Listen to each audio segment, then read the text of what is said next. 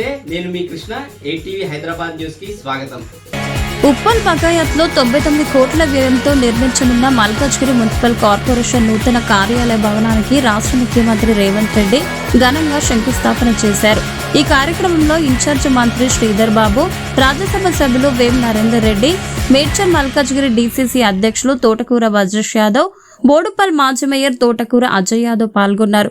MMC నూతన కార్యాలయ భవనంతో పాటు పలు అభివృద్ధి పనులకు శంకుస్థాపనలు నిర్వహించగా ప్రజా ప్రతినిధులు, అధికారులు, కాంగ్రెస్ పార్టీ నాయకులు, కార్యకర్తలు భారీ సంఖ్యలో హాజరయ్యారు.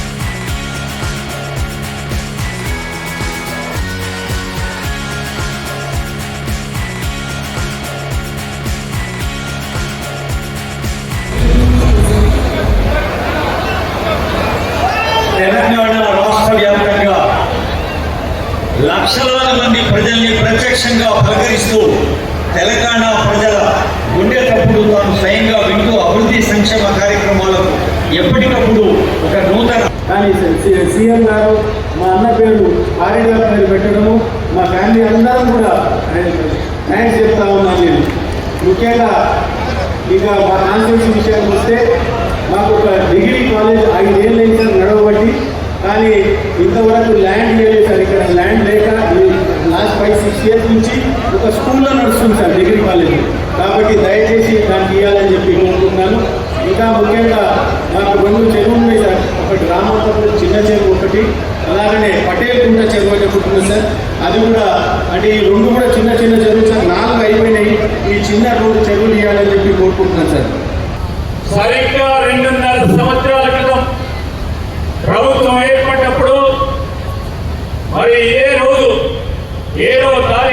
డిసెంబర్ 7వ తారీఖు నాడు ముఖ్యమంత్రి గారి చేతుల మీదుగా ఉచిత బస్సు ప్రయాణం మొదలుపెడితే మహిళా సోదరులకి, ఇతర పార్టీలకు సంబంధించిన వారు ఏమన్నారు, 6 నెలలు వీళ్ళు ఉచిత బస్సు ప్రయాణం మహిళలకు నడవనీయరు అని కొంతమంది ఇతరులను ప్రేరేపించే కార్యక్రమం చేసింది.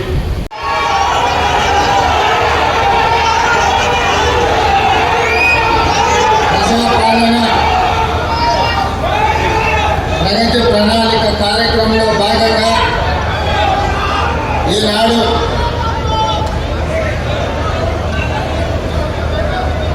మల్కాజ్గిరి మున్సిపల్ కార్పొరేషన్ తరఫున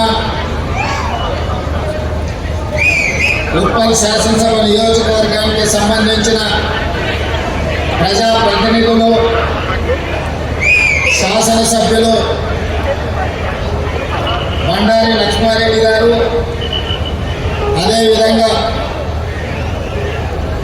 రజిత మరియు పరమేశ్వర్ రెడ్డి గారు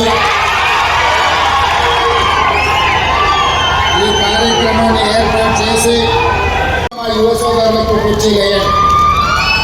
ఈరోజు వేలాది మంది వచ్చిన మా ఆడబిడ్డలు, వాళ్ళందరినీ వెంట బాగానే కూర్చోబెట్టి మా రాజకీయ మిత్రులందరినీ ముందర కూర్చోబెట్టి నేను మా అధికారులకు సూచన చేస్తున్నా. నేను ఏ కార్యక్రమం తీసుకున్నా మహిళలు, ఆడబిడ్డల ఆశీర్వాదంతో ఈరోజు ఇంత స్థాయికి జిల్లా పరిషత్ మెంబర్ నుంచి ఈరోజు ముఖ్యమంత్రి స్థాయికి ఎదిగిన అంటే ఆడబిడ్డలు నిండు మనసుతోనే ఆశీర్వదించారు. కాబట్టి నేను ఈ స్థాయికి వచ్చిన అధికారులందరికీ నేను సూచన చేస్తున్నా, సూచన కాదు ఆదేశాలు ఇస్తున్నా. నేను నిలబడి మాట్లాడే వేదికలో నా కుడి వైపున మొత్తం మహిళలే కనిపించాలి. మహిళలు కూర్చున్న తర్వాత వాళ్ళ వెనకాల ఇతరులను కూర్చోబెట్టండి. ఎడమ వైపున పురుషులను కూర్చోబెట్టాల్సిందిగా నేను ఆదేశాలు ఇస్తున్నా. ఇవాళ మురికున్నందుకే ఈ భూమిలో విలువలేదు కదా, ఇవాళ మురికున్నందుకే ఇక్కడ ప్రజలు నివసిస్తలేరు కదా. ఇవాళ ఈ మురికి నల్గొండ జిల్లా ప్రజలకు ఈరోజు కాలుష్యమై కాటేస్తుంటే నల్గొండ ప్రజల పట్ల కనికరం చూపించాల్సిన బాధ్యత ప్రభుత్వానికి లేదా?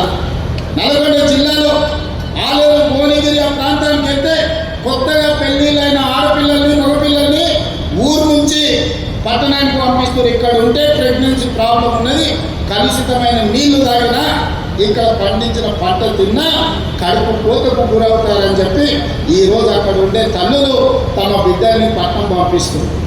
అంత దుర్బలమైన పరిస్థితి.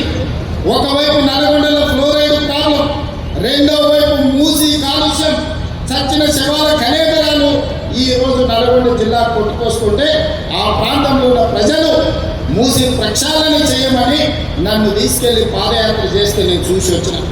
నేను ఇవాళ మిత్రులారా, మనం ఎందుకు మూసీ నది ప్రక్షాళన చేసుకోరు? మూసీ నది ఒడ్డున ఉన్న పేదలకు ఏవైనా ఇల్లు పోతే ఇల్లు ఇద్దాం, ఉపాధి పోతే ఉపాధి కల్పిద్దాం, ఉద్యోగ అవకాశాలు కల్పిద్దాం, అవకాశం ఉన్న దగ్గర అభివృద్ధి చేద్దాం, వాళ్ళను వాళ్ళ పిల్లల్ని మంచి స్కూళ్ళల్లో చదువు చెప్పిద్దామని అంటే లేదు, మేము అడ్డం పడతారంటారు. ఇవాళ కేంద్ర మంత్రులు ఉన్న పెద్ద మనిషి ఇవాళ పెద్ద పెద్ద మాటలు మాట్లాడుతున్నాం. నువ్వు మూసీ నదికి అనుమతులు తెస్తావా తేవా? నువ్వు ఇక్కడ పార్లమెంట్ సభ్యుడు కదా అని నేను అడుగుతున్నాను. అదేవిధంగా ఒకనాడు ఢిల్లీ తర్వాత మెట్రో మన 2వ స్థానంలో ఉండే ఇవాళ 9వ స్థానానికి పడిపోయింది. కారణాలు ఏమైనా ఉండేవి, అడ్డుపడ్డోళ్ళు ఎవరు, కాళ్ళలో కట్టెలు పెట్టింది ఎవరు, నేను మాట్లాడదలుచుకోలేదు. ఇవాళ మనకు తెలివి వచ్చింది, ఇవాళ మనం 3 మెట్రోని విస్తరించుకోవాలనుకున్నాం. ఇవాళ నాగోల్ జంక్షన్ నుంచి బరాబర్ ఎల్బీ నగర్ నుంచి ఓఎస్ హాస్పిటల్, ఆ నుంచి చాంద్రాయణగుట్ట, ఆ నుంచి రాజేంద్ర నగర్, డైరెక్ట్గా అంతర్జాతీయ ఎయిర్పోర్ట్కు ఈ నాగోల్ నుంచి ఈరోజు మెట్రో విస్తరణ చేయాలని నేను ప్రతిపాదనలు పంపించాను.